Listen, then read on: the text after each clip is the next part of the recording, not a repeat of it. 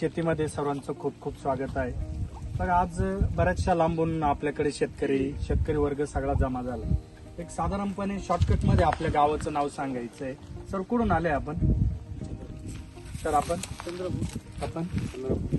प्रत्येकाने सांगत चालायचं आपण कोणत्या गावावरून आलाय. मग चांदवड, सोलापूर, दोंडाईच्या धुळे, येवला, सिन्नर, मालेगाव, सिन्नर, सांगली, जत.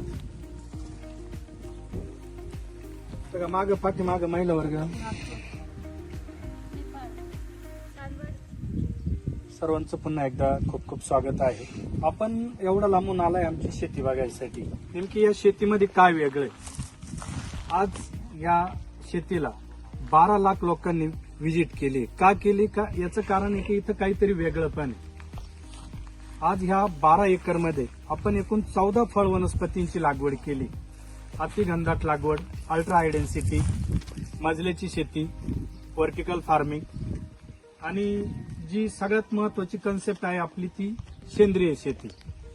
सेंद्रिय शेती त्याच्यासोबत आहे आपली ही शाश्वत शेती. म्हणजे सेंद्रिय शेती तर करायचीच आहे शेतकऱ्यांना, पण त्याच्यासोबत जे करायचंय ते शाश्वत. मग आपण जो आता 12 एकरचा टुरिझम बघणार आहोत याच्यामधून आपण ह्या प्रकारची फळबाग लागवड करून लाखो रुपये उत्पन्न कसं घेऊ शकतो आपण, ही सगळी गोष्ट आपण येत्या अर्धा पाऊण तासामध्ये सगळी शिवर फेरी करणार आहोत. तर ह्या शेतीचा मूळ गाभा आहे इथं हा आपला अनारोबिक फुगा. याला थोडक्यात म्हटलं जातं मराठीत जीवामृत. जीवामृत असं म्हटलं जातं का जमिनीला सुपीक बनवण्यासाठी जे महत्वाचे घटक आहेत ते घटक आपल्याला याच्यातून भेटतात. त्या ड्रम मधून जर आपण गुळ, तांदूळ, शेण, गोमूत्र, ताक, तांदळाची पेज हे सगळं त्याच्यातून टाकल्यानंतर याच्यात ह्या बॅक्टेरिया सोडलेल्या आहेत. ह्या बॅक्टेरिया आहे, त्या बॅक्टेरियांचं ते अन्न आहे, खाणं आहे. या काही लाखो मध्ये आहे, पण ते अन्न खाल्ल्यानंतर त्या मल्टिप्लाय होतात आणि काही कोटी स्वरूपामध्ये ते आपल्या जमिनीमध्ये स्प्रिट होतात. म्हणजे एकदा का जमिनीवरती पडल्या तर त्या जमिनीत नको असलेली बुरशी, म्हणजे झाडाला आपल्या जे नको असलेले घटक आहे ते सगळे ते बॅक्टेरिया खाऊन टाकतात. आणि जे आपल्या झाडांना गरजेचं आहे NPK, नत्र, स्फुरद, पालाश, त्या सगळ्या गोष्टीची पूर्तता ते आपल्या झाडाला करून देत आहे. दुसरी गोष्ट जमिनीची सुपीकता वाढवतंय आणि भुसभुशीतपणा. आपली शेती जर आता तुम्ही कुठेही उकरली तर तुम्हाला 100% गांडुळांची संख्या गांडूळ आढळते. मग गांडूळ हा शेतकऱ्याचा मित्र आहे, पण आपण तो ठेवलाच नाही. आपण मोठमोठाले ट्रॅक्टर आणले, ते शेतात घातले, 2-2, 3-3 फुटाचे रोटावेटर आणून ते, म्हणजे शेतकऱ्याचा मित्र जो गांडूळ आहे तो आपण ठेवलाच नाही. गांडुळाचं मुख्य काम असतं का जमीन भुसभुशीत जर राहिली, जर आपण आज केमिकल आणून टाकतोय आपल्या शेतामध्ये, त्याचा दुष्परिणाम काय होतोय की जमिनीचे बॉन्ड तयार झाले. बॉन्ड तर तयारच झाले, पण आपण नापीक करीत चाललोय जमीन आणि त्याचे दुष्परिणाम आपल्या सगळ्यांना ते अनुभवायला भेटते. याच्यातून हे 200 लिटर लिक्विड जर बाहेर काढलं तर वास येईल आपल्याला थोड्याच वेळात. या 200 लिटर लिक्विडची ताकद एवढी आहे का एक ट्रॉली शेणखताची जेवढी मात्रा आहे एवढी याच्यात 200 लिटर पाण्यामध्ये आहे. बघा, पहिले आपण जसं कंपोस्ट करायचो, वर्षभर उकिरड्यामध्ये शेण नेऊन टाकायचो, त्याला कंपोस्ट होण्यासाठी वर्षभर वेळ द्यायचो. पण आता तेवढ्या जमिनी राहिल्या नाही आणि वेळ पण राहिला नाही कोणाला एवढा दिवस. मग याच्यामध्ये जर 15 दिवस कल्चर जर सोडलं तर या कल्चरचं रूपांतर आपल्या बॅक्टेरियामध्ये तयार होतंय आणि ते आपल्या झाडांना जाते. म्हणजे आपण जे वर्षभर कुजवित होतो, कंपोस्ट करीत होतो, त्याची आता तेवढी वेळ बघायची गरज नाही आपल्याला. 15 दिवसामध्ये कल्चर तयार होतं आणि ते आपण ते झाडांना सोडतो. इतकी माहिती संपली. पुढे जुला गेल्या 7 वर्षापासून पेरू आहे. पेरूची जुनी व्हरायटी असल्यामुळे तो आपण 7 वर्षामध्ये काढून टाकलाय. आता बघा, हा जो आपण आंबा बघताय तुम्ही, हा आहे आपला जापानी झेन आंबा. हा जापानी झेन आंबा बऱ्याचशा ठिकाणी तुम्ही आंब्यांना बघितलं असेल का आता मोर आहे, पण आता हा आंबा जर बघितला तर बघा सेटिंग अवस्थेमध्ये लागलाय. एक फक्त 18 महिन्याचं झाड आहे. 18 महिन्यामध्ये एकाकडे तुम्हाला आंबा पण दिसतोय आणि दुसरीकडे परत लगेच मोर पण आहे. म्हणजे हा जापानी झेन आंबा जो आहे हा दिसायला केशर आंबा, खायला हापूस आंब्याची टेस्ट, ही बॉन्साय व्हरायटी आणि वर्षातून 2 ते 3 वेळेस येणार. म्हणजे ऑड सीझनला जर तुमच्याकडे आंबा उपलब्ध असेल तर नक्कीच मार्केटमध्ये लाखो रुपये उत्पन्न आपल्याला या आंब्यापासून घेता येतं. बघा पेरूवरती काम करून आपण 7-8 वर्ष त्याचं उत्पन्न घेऊन टाकलं. त्याच्यामध्ये आपल्याला दिसते ती मोहगुनी. मोहगुनी लावण्यामागचा मुख्य आपला उद्देश आहे की स्वार्थ आणि परमार्थ.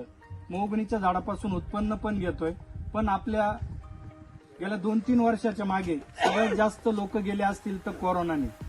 आणि कोरोनाच्या वेळेस विकत घेऊनही ऑक्सिजन भेटत नव्हता.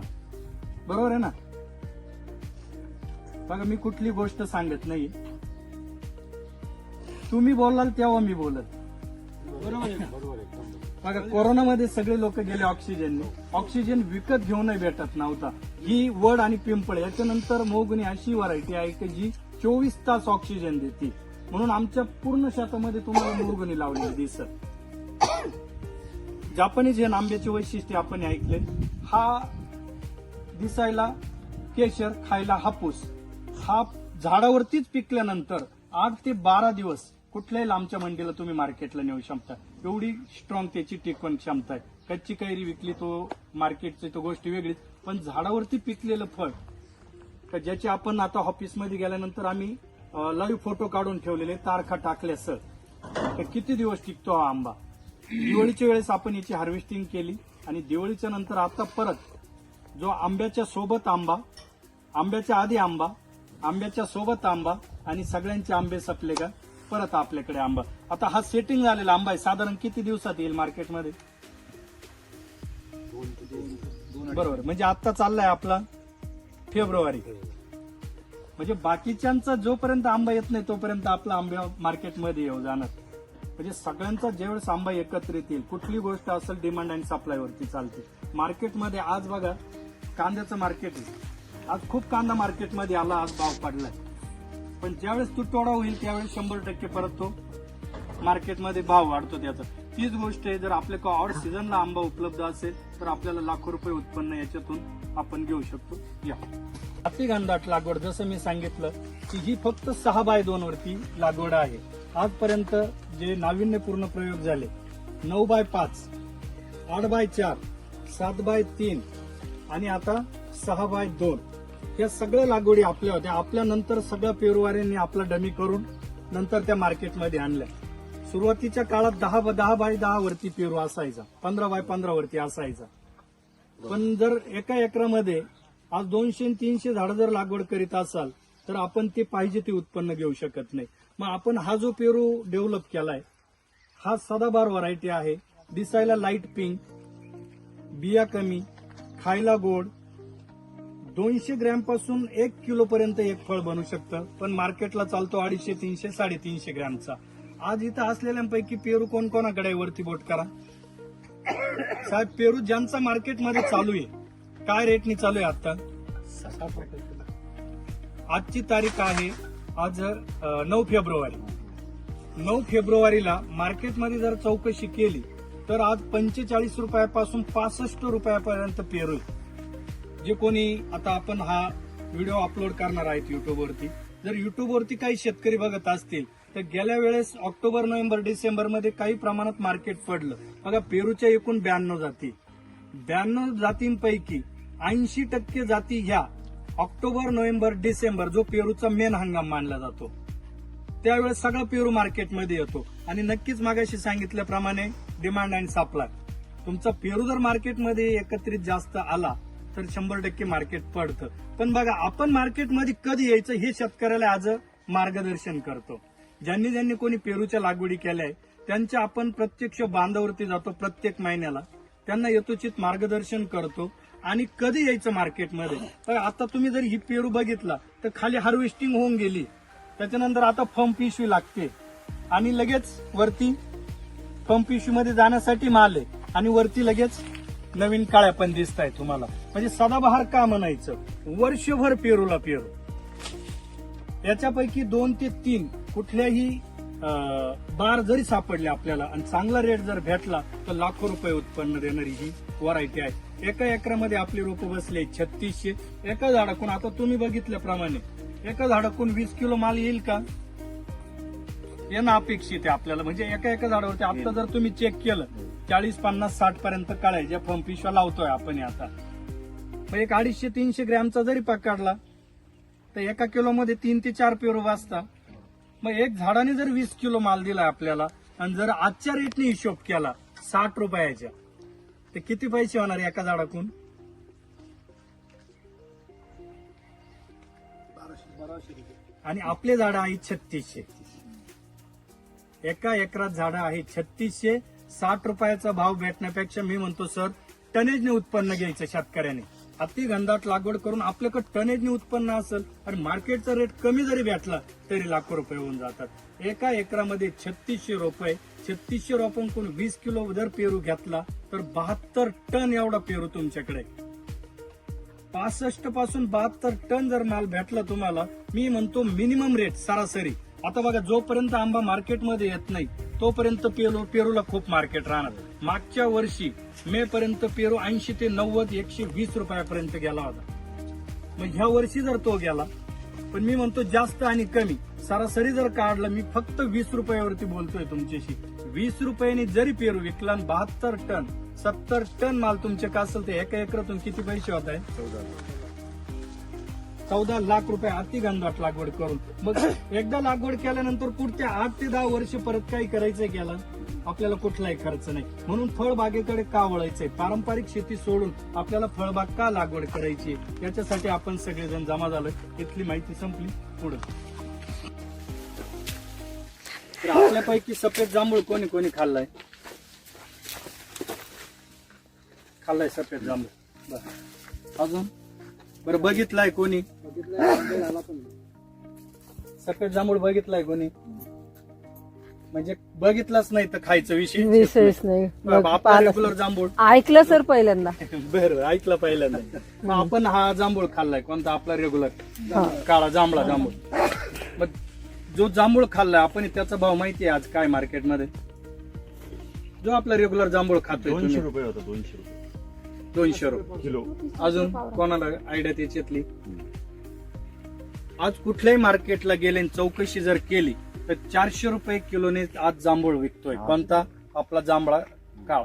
हा जो जांभूळ आहे, आपण जो सफेद जांभूळ बघतोय, हा 20 ते 40 ग्रॅम बनतो. लोण्याच्या गोळ्यासारखा खायला असतो एकदम. जो असा आपला जांभूळ खातो आपण रेग्युलर जांभळा, तो थोडा तुरट आणि दबका लागतो बघा खाल्ल्यानंतर जरा, तसा याच्यापासून होत नाही. खायला गोड आहे, लोण्याच्या आकारासारखा. तर हा 150 रुपयापासून 750 रुपये किलो मार्केटमध्ये याची मागणी. बीपी, शुगर, डायबिटीज याचं कुठलंही मेडिसिन तयार व्हायचं असेल तर याचा काही अर्क त्याच्यामध्ये वापरावाच लागतो. म्हणजे आयुर्वेदामध्ये खूप मोठ्या प्रमाणामध्ये याची मागणी आहे. समाधान सर वरती करा फक्त जांभूळ. तुम्ही जर आता मोर बघितला या झाडांना, पानापेक्षा मोर जास्त आहे. पानं मोजले ना तुम्ही, पण जांभूळ ज्यावेळेस येतील आता सेटिंग अवस्थेमध्ये बघा,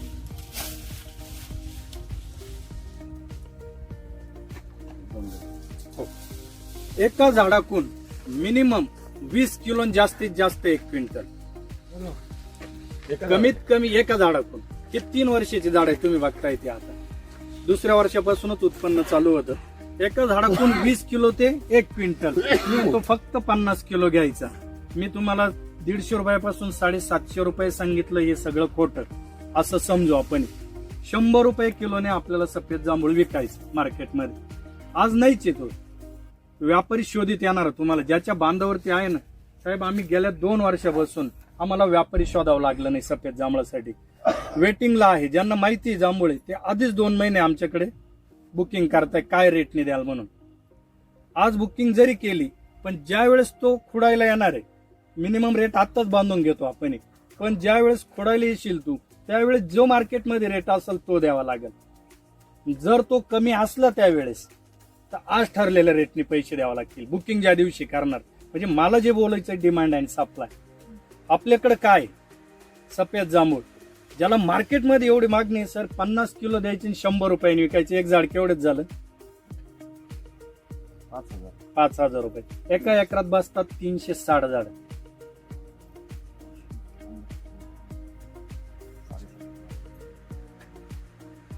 काही लाखो रुपये देणारी शेती.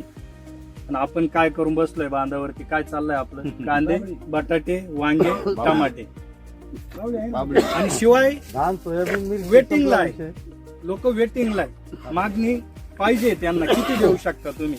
मग आपण आधी या 3-4 झाडांवरती R&D केली. हा सगळा सक्सेस झाला. मध्ये सफेद जांभूळ लागवड केली आहे.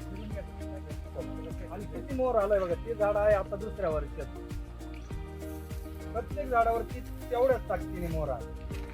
आता तुमच्या शेजारी झाड असलेलं आहे ॲव्होकाडो. ॲव्होकाडोचं मार्केटचा रेट माहिती काय आता? ॲव्होकाडोचं फळ असतं नाही माहिती?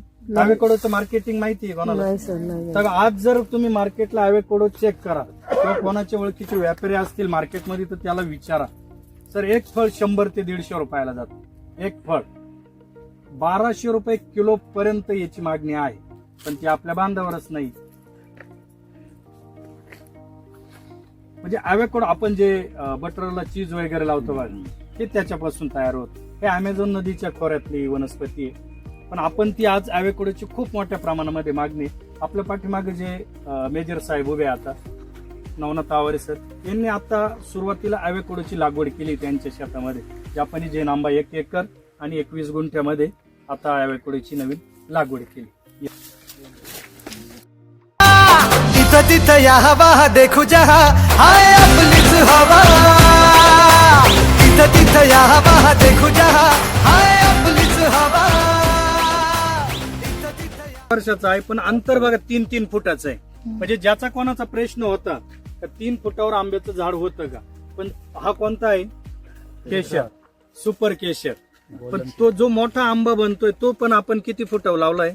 फक्त 3-3 फुटावर 2 झाडांमधलं अंतर. कुठल्याही झाडाला कुठलाही डिस्टर्ब नाही. आंब्याला आंबे कुठे येतात? शेंड्याला. जेवढे झाडाचे शेंडे जास्त तेवढा आंबा जास्त. म्हणजे आपल्याला काय जास्त पाहिजे? शेंडे जास्त पाहिजे. म्हणून आपण अतिगंधाट लागवड करतोय 12x3 वरती. एका एकरात बसताय 1200 झाड. 1200 झाडांना एका झाडाला एकदा कट केलं का 3 ब्रँच, 3च्या 9, 9च्या 27. एकदा का उलटा छत्रीचा आकार तयार झाला का त्याच्या आपल्या त्या शेंड्यांना आंबे येणार. म्हणजे आपल्या 1200 रोपांना किती शेंडे त्याच्यापासून किती आंबे. आता हा आहे केशर, पण तो कुठं लावलाय आपण? तळ्याच्या काढाला. म्हणजे जिथं जागा भेटल तिथं आपल्या झाड लावलंय आपण. पण झाड जे लावलंय ते फळ झाड आणि पैसे देणारं झाड. आतमध्ये आहे आपलं पाणी. आतमध्ये प्लॅस्टिक आहे. तुमच्या पाठीमागं पण विडमॅट टाकलंय प्लॅस्टिक. लोक आजच्या घडीला काय म्हणताय? प्लॅस्टिक शाप का वरदान. जास्तीत जास्त लोकांचं म्हणणं आहे प्लॅस्टिक आज शाप आहे. प्लॅस्टिकचा वापर झाल्यानंतर फेकून जरी दिलं तर किती वर्षापर्यंत ती जमिनीत कुजत नाही माहितीये तुम्हाला? 200 वर्षापर्यंत प्लॅस्टिक नष्ट होत नाही जमिनीतून. मग असं प्लॅस्टिकचा वापर आपण काय केलाय बघा, विडमॅट टाकलंय. विडमॅट मधून तुमचा ऊन, वारा, पाणी सगळं जमिनीला भेटतोय. त्याच्या आतमध्ये तळ आहे. मुळीला प्लॅस्टिक भेदायचं माहिती नाही. मुळी तिथपर्यंत जाते आणि टन मारून बाजूला तिची जागा शोधून बाजूला निघून जाते. म्हणजे आतमध्ये तळ आहे, पाणी पण आहे आणि बाहेरच्या बाजूला आपलं आंबा उत्पन्न पण चालू आहे. बघा तळ्याच्या कडाला काही लाखो रुपये उत्पन्न देणार. एक झाड 20-20 किलो माल देईल का? बघितल्यानुसार आता जो मोर आहे हा मोर बघितला 100% जास्त देईल. पण आपल्याला बोलायचंय कमीत कमी. कारण जे बोललो ते शाश्वत शेतकऱ्याला काढून द्यायचंय. तुम्ही जी शेती बघताय ती सेंद्रिय पण शाश्वत. आजपर्यंत कोणी ऐकलं का आंबा पिकला आणि तो कुठंच विकला नाही फेकून दिला? असं कुठंच झालं नाही. आंबा हा फळांचा राजा आहे. तो राजासारखाच मार्केटमध्ये येणार, राजासारखाच राहणार. आंब्यापासून आज प्रोसेसिंग युनिट चालू झाले. आज आपल्या फ्रुट्या असतील, आज वेपर्स आंब्याचे मार्केटमध्ये येत आहे. आज आंब्याची पावडर मार्केटमध्ये येते. का जी वर्षभर जसं आपण रसना पाण्यात काढून बनवला रसला पिलो, आता रस आंब्याची पावडर तयार करतोय. का जी पावडर फक्त टाकली का तुम्ही ऑल सीझन वर्षभर कधी आंब्याचा रस गाऊ शकता घरी. या साथ आसमां चीरे अब साथ समंदर पीरे चल साथ सुनो में कर दे के ऐलान. हिम्मत है तो रोको और जुर्रत है तो मानो रे आज हवेली प्लॉट मधून आलो. तो काजू सगळ्यांना माहिती आहे. काजू मुख्यतः कुठं पिकला जातो? कोकणामध्ये. पण आपण दखनात कोकणात बनतो त्याच्यापेक्षाही सुंदर आहे. बरेचसे लोक कोकणात जाऊन आले, काजू बघून आले, पण कोकणात बनत नाही त्यापेक्षाही सुंदर काजू आपण इथं करून दाखवलाय. आज काजूच्या झाडाकडे जर बघितलं तर किती मोहर आलेला आहे त्याला. एका झाडाकून मिनिमम 20 किलो काजू पण हा कच्चा काजू, आज काजूचं मार्केट माहिती आहे, आपण विकत घेतोय प्रत्येक घरामध्ये खायला. काय भावाने भेटतो काजू? 1000 रुपये. 800-900 रुपयापासून 3000 रुपये किलो पर्यंत काजू आहे. हो, पण हा प्रोसेसिंग साठी जातो. हा 250 रुपयापासून 400 रुपये किलो पर्यंत कच्चा काजू जातो. हा याच्यावरती प्रोसेसिंग होते आणि मग तो आपला पक्का काजू बनतो. एका झाडातून जर 20 किलो काजू घ्यायचा आहे आपल्याला आणि विकतोय 250 ते 300 रुपये किलो. किती रुपयाचं एक झाड झालं? 6000 रुपयाचं झाड. 12x12 लागवड जरी केली, 12x15, 12x12 अशी लागवड करून एका एकरामध्ये आपले रोप बसतात 350 ते 400. एक 350 रोप जरी बसले, एक झाड केवढ्याचं झालं आपलं? 6000 रुपयाचं.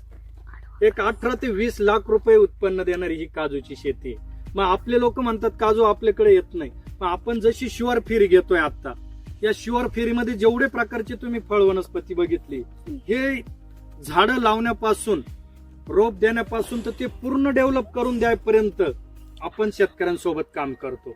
म्हणून तुमच्या फळ झाडांची कुठलीही लागवड केली तर त्याची पूर्ण जोपासना करून देण्यापासून पूर्ण यथोचित मार्गदर्शन. आता बघा, जर कोकणात काजू येतोय, कोकणात पावसाचं प्रमाण जास्त असतं, मग आपल्याकडे वातावरण आहे, टेम्परेचर आहे, हे सगळ्याला माहिती आहे.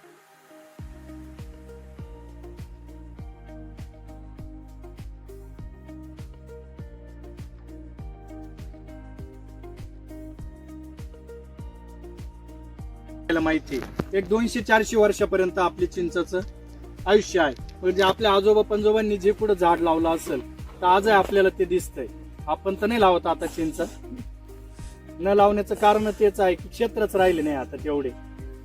चिंचेचं मार्केट सांगायची काय गरज नाही कोणाला. व्यापारी येतो, पूर्ण बगीचा बघतो, किती बार आलाय, काय आलाय, मग ते शेत उधड घेतो. तोच माणसं आणतो, सगळं शेत जोडून नेतो, सगळ्या गोण्या पोते भरून तोच नेतो. आपण बंगल्यावर बसून आपले पैसे घ्यायचे. फक्त तुमच्या पाठीमागे दिसतोय तो ऍपल बोरचा बाग आहे बघा. ऍपल बोर दिसतोय सगळ्यांना. महाराष्ट्रामध्ये सगळ्यात जास्त रेकॉर्ड तोड उत्पन्न घ्यायचं रेकॉर्ड आपलं आहे. किती टनेज घेतलं, कसं घेतलं, काय घेतलं, आपण त्या ऑफिसमध्ये बसलो का त्याच्यावरती चर्चा करू. पण आता ऍपल बरोबरती आपण बरंचसं काम कमी केलं. याचं कारण असं आहे का ती काटेरी वनस्पती, आणि आज शेतकऱ्यांचं काय, आज मजूर वर्ग भेटत नाही, अनेक समस्या आहेत. पण त्यामुळे आपण आता इतर ज्या त्याच्यापेक्षा लाखो रुपये उत्पन्न देणारी जी फळ वनस्पती, आपण त्याच्यावरती काम करतोय. या वर्षी ऍपल बोरचं मार्केट माहिती कोणाला घेतले असतील? ऍपल बोर कोणी विकत? काय भावाने घेतले होते खायला? 40 रुपये पाव. 40 रुपये पाव म्हणजे 120 रुपये किलो. 80 रुपयापासून 100 रुपये किलो. हो, होलसेल 60 रुपयापासून 100 रुपये किलो पर्यंत ऍपल बोरचा रेट होता. हो, मग टनेजने उत्पन्न घेऊन आपण आधीच खूप मोठ्या प्रमाणात ऍपल बोरावरती काम केलं. या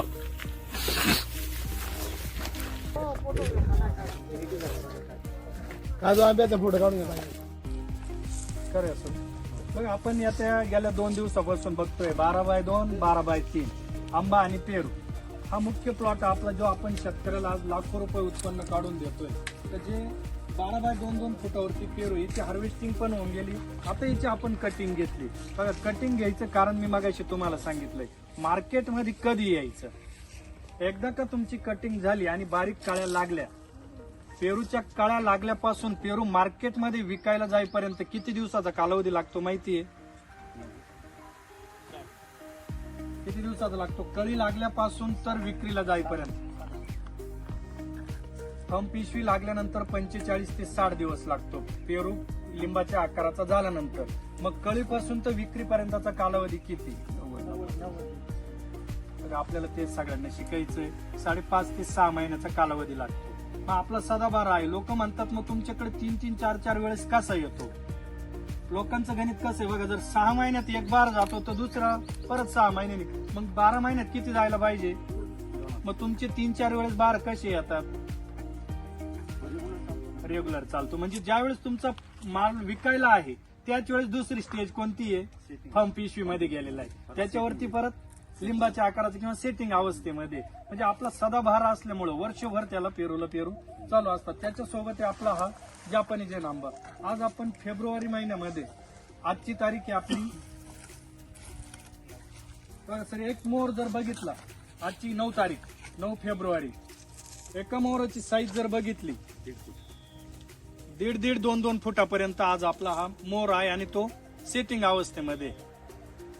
आता बऱ्याचशा आज मला पूर्ण महाराष्ट्रावर फिरत असताना कोकण पट्ट्यावरून काही कॉल आले की साहेब आमचा ह्या वेळचा हापूस आंब्याचा मोर पूर्णपणे बस्ट झालाय हिवाळ्यातल्या वातावरणामुळे. आता बघा क्लायमेट असं होत चाललंय, दिवसेंदिवस वातावरणात कायम बदल आहे. कधी पाऊस होतोय, कधी उष्णता वाढते, कधी आबादाचं वातावरण येतंय. तो वातावरणातल्या बदलानुसार आपल्याला कोणती व्हरायटी चॉईस करायची, फक्त व्हरायटी चॉईस करणं हे महत्वाचं नाही. बऱ्याचशा लोकांनी पेरू लागवड केली, 2 वर्षात नागर फिरवले. बऱ्याचशा लोकांनी 3 4 5 वर्ष झाले केशर आंबा लावून मालच नाही, आंब्याला अजूनही नाही, व्हेरिएशन आहे. काही झाडं खूप छोटे तो काही खूप मोठे होऊन गेले. याचं कारण असं आहे की मार्गदर्शनाचा अभाव. व्हरायटी तुम्ही कोणतीही लावा, पैसे देतेच. फळबाग अशी आहे, तुम्ही कुठलीही लागवड करा, ती पैसे 100% देतेच. पण त्याच्याविषयी जर तुम्हाला यथोचित मार्गदर्शन नसेल तर आपण त्या शेतीमध्ये 100% फेल आहे. म्हणजे 2 वर्षाला लोकांनी का पेरू नांगरून टाकले, का रोटावेटर मारले, मुळकूज आली, निमेटोर आला, मर रोग आला, पेरूवरती मिलबेग आला, काळे धब्बे पडले, बुरशी आली, काय करायचं हेच माहिती नाही. सर, इतर पेरूच्या व्हरायटी मधले लोक कॉल करताय, 20 25 हजार रुपये कन्सल्टिंग फी एका वर्षाची एका एकराला द्यायला तयार आहे, पण आपण काम करत नाही. आज एवढ्या मोठ्या संख्येने तुम्ही शेतकरी एवढ्या लांबून आपली ही शेती बघायला आले. आपण आज 1660 एकर वरती काम करतोय पेरूमध्ये. 165 एकर आंबा आज वेटिंगला आहे, बुकिंग आहे. आपल्यामध्ये माननीय जैन सर आहे आपल्यासोबत. साहेब, आपली किती दिवस झाले लागवड होऊन? साधारणतः 24 जानेवारीला म्हणजे मागच्या महिन्यामध्ये त्यांची लागवड झाली. किती एकरची बुकिंग होती आपली? 3 एकर. आता सध्या लागवड किती झाली? एकच एका एकरची लागवड झाली, 2 एकरचे आंबे जाणं बाकी आहे. वेटिंग. पैसे किती जमा केले साहेब? पूर्ण. 11 लाख रुपये अकाउंटला जमा आहे साहेबांची. पण त्यांना आपल्याला रोपं द्यायला नाही, वेटिंगला आहे. 1.5 2 महिने. आज जर बुकिंग केली 2 ते 3 महिन्यानं आंबा आपला जातोय. अर्धी लागवड झाली, अर्धी लागवड थांबली, आता रोपं आलेले तेवढ्या 2 दिवसात. ज्यांच्या बुकिंग आहे 2 3 महिन्यापूर्वीच्या, त्यांनाच आधी रोपं जाणार. आज काल परवा रोज आंब्याच्या नवीन बुकिंग होत आहे. सगळे रोपं वेटिंगला आहे 2 3 महिन्यानंतर. पण तरी लोकांना पाहिजे. इतर नर्सऱ्यांमध्ये जर तुम्ही गेले आणि रोपाची किंमत जर विचारली, त्या रोपाची किंमत सांगितली आणि तुम्ही जर सांगितलं बाबा मला कमी करून दे, तर ते हरसळत कमी करून तुम्हाला रोपं देत आहे. आणि आपल्याकडे वेटिंगला आहे. आपण सांगितलेली त्या रोपाची किंमत देऊनही लोक 2 3 महिने वेटिंगला का बरं आहे? याचं कारण असं आहे का आपण जो मार्केटमध्ये आंबा आणलाय याची ताकद त्यांना समजली, ती जाणली प्रत्येकानं. की ऑड सीझनला जर आंबा आला, दिवाळीच्या वेळेत जर तुमच्याकडे आंबा उपलब्ध असेल, तो किती लाखो रुपयाने उत्पन्न देऊ शकतो आपल्याला. म्हणून आपण एक व्हिजन घेऊन 1-2 गुंठ्याच्या शेतकऱ्यापासून ते 100 एकरच्या शेतकऱ्यापर्यंत सुंदर असं टुरिझम आपण लोकांना करून देतोय. एका एकरामध्ये 1800 रोपं बसतायत पेरूचे 12x2 वरती, आणि 12x3 मध्ये आंबा बसतोय 1210 झाड. म्हणजे एकूण एका एकरामध्ये 3 हजार रोपं आपण बसवतोय. म्हणजेच एका एकराची शेती नाही, 6 एकराची झाडं एका एकरामध्ये लावून 6 एकराचं उत्पन्न शेतकरी एका एकरामधून कसं घेऊ शकतो, लाखो रुपयाचं उत्पन्न आपण कसं काढून देतोय शेतकऱ्याला, हा आपल्याला सगळ्याला प्रत्यक्षात दिसतोय. म्हणजे आंब्याच्या आधी आंबा, आंब्याच्या सोबत आंबा, सगळ्यांचे आंबे संपले की परत मार्केटमध्ये आपला आंबा. या आंबा दोन्ही झाडांमध्ये, दोन्ही गल्ल्यांमध्ये काही फरक दिसतो का? कोणती जास्त डेव्हलप झालेली दिसते आपल्याला? आंबा आणि पेरू. बरोबर आहे मॅडम? आंबा आणि पेरू जास्त डेव्हलप झालेलं दिसतो. याचं कारण असं, मियावाकी हा जापानी एक शास्त्रज्ञ, त्यांनी जंगलाचा शोध लावला. का जंगल एवढं घनदाट असतानाही तिथे वेलीवर्गीय आहे, फळझाडं आहे, फुलं पण आहे, उंच वाढणारी झाडं आहे, ठेंगणी झाडं आहे, हे सगळे एकत्र गुणागोविंदाने का नांदतात? याचं कारण असं आहे का त्यांच्यामध्ये स्पर्धा सुरू होते सूर्यप्रकाश घेण्याची आणि जमिनीतून अन्न उचलण्याची. तू घेतो का मी घेतो, तू घेतो का मी घेतो. मग ते घेण्याच्या स्पर्धेमध्ये मियावाकी या शास्त्रज्ञाचं म्हणणं आहे की स्पर्धा ज्यावेळेस सुरू होते त्यावेळेस ते झाड जास्त डेव्हलप होतं. मग आपल्याला इथं प्रत्यक्ष डेमो दिसतोय, आपण तेच कन्वर्ट केलं. त्याने फॉरेस्ट टेक्नॉलॉजीची डेव्हलपमेंट केली. आपण आणली ती फ्रूट फॉरेस्ट मध्ये. आपण फळांचं जंगल केलं. अतिघनदाट लागवड करून आपण फळांचं जंगल उभं केलं, जेणेकरून शेतकऱ्याला आपल्याला त्याच्यातून पैसा करून द्यायचा आहे. लाखो रुपये उत्पन्न. अतिघनदाट लागवड, मजलीची शेती, व्हर्टिकल फार्मिंग, ह्या सगळ्या गोष्टी आज आपण खाली जर बघितलं तर वीडमॅट टाकलंय. पुढच्या 5-6 वर्षी ह्या वीडमॅट मध्ये ना तण येणार आहे, ना तुम्हाला कुठलंही तणनाशक मारायचं आहे, निंदणी खुरपणी करायची नाही. म्हणजेच आपल्याला करायचं आहे जास्त एकरची शेती, परंतु लेबरलेस. आज सगळ्यात जास्त समस्या कोणत्या आहे? लेबरच्या. पुढच्या 5-6 वर्षाचे तुमचं लेबरची निंदणी खुरपणी वाचली. जे आपण मार्गदर्शन करतोय अमावस्या पौर्णिमेला स्प्रे, तो का घ्यायचा तुम्हाला बरेचसे शेतकऱ्यांना माहिती. अमावस्याला कीटक जास्त अंडे देतात. बरेचसे शेतकरी इथं सुज्ञ असल्यामुळे तो आपण पुढच्या चर्चासत्रात तो विषय घेऊ. पण आज आपल्याला इथं दिसतंय का, जो अतिघनदाट लागवड, आंबा आणि पेरू शेजारी आहे, त्याच्यातली डेव्हलपमेंट आणि फक्त आंबा, याच्यामध्ये बदल दिसतोय. म्हणजे याच्यामध्ये स्पर्धा असल्यामुळे हे दोन्हीही झाडं एकदम सुंदरपणे ग्रोथ करतायत. कुठलंही झाड आपल्याला इथे डिप्रेशन मध्ये दिसत नाही, गुण्यागोविंदानं आणताय. तसंच आपला हा जो जापानी झेन आंबा आहे, की आपण गेल्या अर्ध्या तासापासून ज्याच्यावरती चर्चा करतोय. आज सुरत मार्केटला देव दीपावलीला आंब्याचं पूजन केल्याशिवाय हे लोक आंबा खात नाही. कोणीही इथं सुज्ञ शेतकरी असेल, कोणाच्या संपर्कात तिथले जर व्यापारी असतील तर त्यांनी एक क्रॉस म्हणून त्यांना फोन करून विचारा. देव दीपावलीच्या वेळेस 3,000 रुपयापासून 7,000 रुपये 3-3 डझनची पेटी तिकडे विकल्या जाते. मग आपण हा जो आंबा आहे दिवाळीच्या वेळेस तुमच्याकडे उपलब्ध आहे ऑड सीझनला, मग काय भावाने विकायचा? इतकी घनदाट 1200 रोपांपासून एक झाड देतंय आपल्याला 20 किलो माल, म्हणजे 24 टन माल. 20 ते 24 टन आंबा तुमच्याकडे उपलब्ध आहे. मग तो मार्केटच्या हिशोबाने मिनिमम एकदम कमी दराने 100-50 रुपयांनी जरी विकला, ऑड सीझनला तो नक्कीच काय 1000 रुपयाने किलोने डझननी विकणार आहे. पण जर सीझनला आला आणि मी म्हणतो कमीत कमी मिनिमम फक्त 50 रुपयांनी जरी आपण आपला आंबा विकला, तरी 24 टन आंबा जर असेल 50 रुपयांनी विकला तर 12 लाख रुपये फक्त आंब्यातून उत्पन्न आहे आपल्याला. आणि त्याच्या शेजारी आहे आपला पेरू, जो 1800 रोपं लागतं एका एकर मधून. 1800 रोपांमधून आपल्याला एका झाडातून घ्यायचे 20 किलो पेरू. जसं आपण प्लॉटला चक्कर मारला, सगळ्यांच्या लक्षात आलंय, तर एका झाडाने 20 किलो दिलं तर 1800 झाड आहे आपल्याकडे. 30 ते 36 टन पेरू आपल्याला उपलब्ध होतोय. मार्केटचा कमीत कमी दर जर पकडला, एक 15-20 रुपये, 25 रुपये, 30 रुपयांनी जरी पेरू विकला तरी एक 7-8 लाख रुपये आपल्याला पेरूमधून, आंब्यामधून 10 ते 12 लाख रुपये, म्हणजे 18 ते 20 लाख रुपये मिनिमम 20 आणि 50 रुपयांनी पकडले तरी एवढे पैसे होत आहे. आणि तो जर मार्केटचा चांगला रेट सापडला, जसा आज फेब्रुवारी महिन्यामध्ये बोलतोय आपण 45 ते 60 रुपयाचा भाव आहे, मग ह्या भावामध्ये किती पैसे होऊन जातील? आपण सगळे सुज्ञ शेतकरी आहात. आपण शेतीमध्ये खूप वेगवेगळे प्रयोग केलेले. कोणाला यश आलंय, अपयश आलंय. पण यश का आलं, अपयश येण्यामागचे कारण हेच आहे की आपल्याला यथोचित मार्गदर्शन भेटत नाही. म्हणून आपल्या ग्रुपच्या माध्यमामधून आपण सर्व शेतकऱ्यांना झाड लागवडीपासून तर फळ विक्रीपर्यंत संपूर्ण मार्गदर्शन आपल्या माध्यमातून भेटतं. कुठल्या मार्केटला काय रेट चाललाय, कुठल्या मार्केटला पेरूची, आंब्याची किती आवक आहे. आज व्यापारी वेटिंगला आहे. आज सकाळपासून 6 ते 8 व्यापाऱ्यांचे फोन आले की ज्यांना 2-2, 3-3 टन पेरू पाहिजे. जर तुमच्या भागामध्ये कोणाक उपलब्ध असेल तर 100% आपला माझा नंबर शेअर करा त्यांना. त्यांचा पेरू आपण खरेदी करूया 40, 45, 50 रुपयाच्या भावाने. आजचा व्हिडिओ शेअर करा. ज्यांच्याकडे पेरू उपलब्ध असेल आणि त्यांचा जर मार्केटमध्ये विकत नसेल तर तो पेरू आपण नक्कीच विकून देऊ. आपण सगळेजण एवढ्या लांबून आले, आमची सगळी माहिती समजून घेतली. आपले पुन्हा एकदा सर्वांचे खूप खूप धन्यवाद व्यक्त करतो आणि आभार मानतो. धन्यवाद. शेजारी फणस आहे. सच है जो संग तेरे तो डर से अब बढ़ जा, तो यारा हो तैयार ये जग है रण तेरा, तो यारा हो तैयार ये जग है रण तेरा, तो यारा हो तैयार. आणि पिकलेल्याचं पण मार्केट खूप सुंदर असतं. एक फणस कमीत कमी 5 किलो पासून 15 किलो पर्यंत बनतं. आज तुम्ही जेवढी काही शेती बघितली, जेवढ्या काही 14 प्रकारच्या फळ वनस्पती बघितल्या, त्या 100% शेतकऱ्याला लाखो रुपये उत्पन्न काढून देणारे आहे. म्हणजेच आपण शेतकऱ्यांसोबत मार्केट डिमांड अँड सप्लाय वरती काम करतोय का ज्याची मागणी आहे खरोखर मार्केटमध्ये आपल्याला त्याचाच पुरवठा करायचा आहे.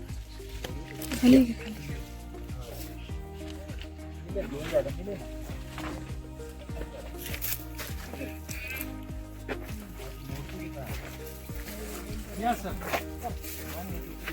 मी काय म्हणतो, थोडं एका 2 मिनिट करायला द्यायचं. जोपर्यंत तो सक्सेस होत नाही द्यायचा नाही. आपण 4 फळ वनस्पती आतापर्यंत रिजेक्ट केल्या, जे काय आपल्याला पाहिजे ते उत्पन्न मार्केटमध्ये शेतकऱ्याला देता आलं नाही. मग आपण थांबून घेतलं. आपण पुढच्या टप्प्यात काम करतोय. बिन कोळीचा आंबा मार्केटमध्ये आणतोय, बिन बियाचं जांभूळ मार्केटमध्ये आणतोय. आपण इतर शेतकऱ्यांपेक्षा 20 वर्ष पुढे अपटेक आहे. आजपर्यंत 6x2 लागवड ऐकली कोणी, 2-2 फुटावर झाड, 3-3 फुटावर आंबा ऐकला, पण हे सगळे मान्य करणार. याच्या पुढच्या 10 वर्षामध्ये 15 वर्षामध्ये सगळे शेतकरी, या शेतकऱ्याला आपण सांगतोय का बाउंड्रीला आज सगळ्यात जास्त कोर्ट कचरा वाद चालले असतील तर फक्त बाउंड्रीवरून बांधावरून किती केसेस पेंडिंग आहे. डोके फोडेफाडीपासून तर मर्डर पर्यंत वेळ आलेली हे सगळ्यांनी आपण ऐकलेलं आहे. पण आपण बाउंड्री लावलंय फक्त 4-4 फुटावरती ही मोगुनी, त्याच्यामध्ये आंबा आणि 12x12 फुटावरती आहे आपलं नारळ. मग एका एकरामध्ये बाउंड्री लाईनिंगला फक्त 100 नारळ लावायची. एका नारळातून 3ऱ्या ते 4थ्या वर्षापासून 100 ते 150 नारळ घ्यायची. ती पुढच्या टप्प्यात 200-300 नारळापर्यंत एक झाड देणार आहे. पण मिनिमम 100 नारळ जरी दिले, आज शाळेचं नारळ आहे पाण्याचं, आपण घरी प्यायला आणतोय. काय भाव विकतं नारळ मार्केटमध्ये? 60-70-80 रुपयाला नारळ जातंय. पण एक शेतकऱ्याचा भाव, तो व्यापाऱ्याचा भाव झाला. शेतकऱ्याचा भाव बघा, कुठलंही फळ विक्रीला गेलं किंवा मार्केटमध्ये तुम्ही घ्यायला गेले तर जर गाड्यावरती किंवा व्यापाऱ्याक जर 100 रुपये 60 रुपये भाव जर असेल तर त्याचा निम्मा भाव हा शेतकऱ्याचा असतो. कधी शेवट तो व्यापारी, त्याला डबल करायचे पैसे. 4 महिने 6 महिने आपण कष्ट करणार, पण तो त्याची कला आहे, ती ज्याची त्याची व्यापार लाईनी. शेवट त्याला 2 पैसे कमवायचे, तो त्याच्यासाठीच काम करतोय. जर 60 रुपयाला नारळ असेल तर त्यावेळेस ते शेतकऱ्याकडून 30 रुपयाला घेतलं जातं. साहेब, एक नारळ विकायचं फक्त 20 रुपयाला शेतकऱ्याने. एका नारळाच्या झाडाकडून घ्यायचे 100 नारळ, 2000 रुपयाला एक झाड. आपल्या सगळ्या बांधावरती, इथं सगळ्या बांधावरती तुम्ही जे 12 एकरचं आता टुरिझम क्षेत्र बघून आले, या 12 एकर मध्ये 600 नारळाची झाड आहे सगळे टोटल. मग एक झाड किती रुपयाचं आहे माझं? मग 600 झाडांचे किती पैसे? तर फक्त बांधावरती लावलं. याच्यावरती काही सेपरेट काम चालू आहे का? आंब्यावरती पेरूवरती काम चालू आहे, फक्त पेरूवरती काम चालू आहे. ड्रीप, खत नियोजन, स्प्रे, त्याच्यासोबतच याच्यावरती काम ऑटोमॅटिक होत आहे. म्हणजे बांधावरची शेती ही तुमच्या उत्पन्नातली बोनस आहे. मी जी लाखो रुपयाची तुम्हाला आज शेतकरी शेती समजून सांगितली, त्याच्या व्यतिरिक्त ही जी शेती आहे ही सगळी बोनस आहे आपल्यासाठी. मग आजपर्यंत बऱ्याचशा शेतकऱ्यांनी पूर्ण बाउंड्री लाईनिंगला मोगणी असं बघा. याच्यापासून उद्या जमिनीची धूप होणं, तुमचा हवेचा वेग असेल शेतामध्ये त्याची अडवणूक होणं, 24 तास ऑक्सिजन देतंय, ती तर गोष्ट वेगळीच आहे. ही फर्निचरच्या जात बांधणीच्या कामाला जातं मोगुनीचं लाकूड. पण मी म्हणतो आपण झाड लावायचं आपलं जळाऊ लाकूड म्हणून जे विकलते. आज मोगुनीला सरकार पण कार्बन क्रेडिट देतंय, अनुदान आहे त्याच्यासाठी पण आज एक जळाऊ लाकूड म्हणून जरी लावलं आपण बांधाला, दर 12 वर्षांनी 13 वर्षांनी एकदा कटिंग केल्या जाते. असं 3 वेळेस ते झाड तयार होत आहे. म्हणजे आपण जी काही शेती बघितली पुढच्या 30-40-60-100 वर्षाची शेती आपण बघतोय, त्याची वारंवार पारंपरिक शेतीमध्ये वारंवार काय करावं लागतंय आपल्याला? दर 4 महिन्याला रोटावेटर मार, नागर टिकर, बियाणं उपलब्ध कर, ओळं टाक, रोपान, सांदायला आण, या गोष्टी करता करताच आपले दिवस चालले. मग याच्यातून जर आपण आज बदललो, आपल्या सोबत इतर शेतकऱ्यांना सांगूनही जर आपण ही शेती बदलवली, तर आपण जो शेतकरी राजा मानला जातोय. भारत हा कृषीप्रधान देश आहे आणि कृषीप्रधान देशाचं मुख्य जे आहे तो शेती कणा आहे आपला. आणि जर शेतकरी आज फळ शेतीमधून बदलला तर तो नक्कीच जुन्या म्हणीप्रमाणे, जुन्या लोकांच्या म्हणीप्रमाणे तो राजा आहे. राजासारखाच राहिल्याशिवाय राहणार नाही. आपण सगळे जर पुन्हा एकदा सगळ्यांचे मी आभार व्यक्त करतो आणि धन्यवाद व्यक्त करतो. आपण वरच्या ऑफिसला 1 तास बसूया. तिथं धैर्याचा गर्जना नवनिर्माण घडवतो, मातीच्या श्वासातून उठलेलं नाव जनतेच्या हृदयात ढळतं. चमकणारा तेजाचा ध्रुव तारा वादळ कितीही उग्र झाली तरी छातीवर विश्वासाची ढाल तो लावतो सत्ता नाही सेवा त्याचा धर्म लोकांच्या स्वप्नांनीच तो जग उभारतो जिथं अंधारानं घर केलं तिथं त्याने उजेडाची दारं उघडली आश्वासने नव्हे बदल घडवणारी कर्म हीच त्याच्या नेतृत्वाची खरी ओळख झाली शिव छत्रपतींच्या तलवारीचा वारसा आणि महाराष्ट्राच्या भूमीचा अभिमान या दोन्हीच्या धगधगत्या परंपरेतून एक नेता उभा राहिला ज्याने भविष्याला नवा आकार दिला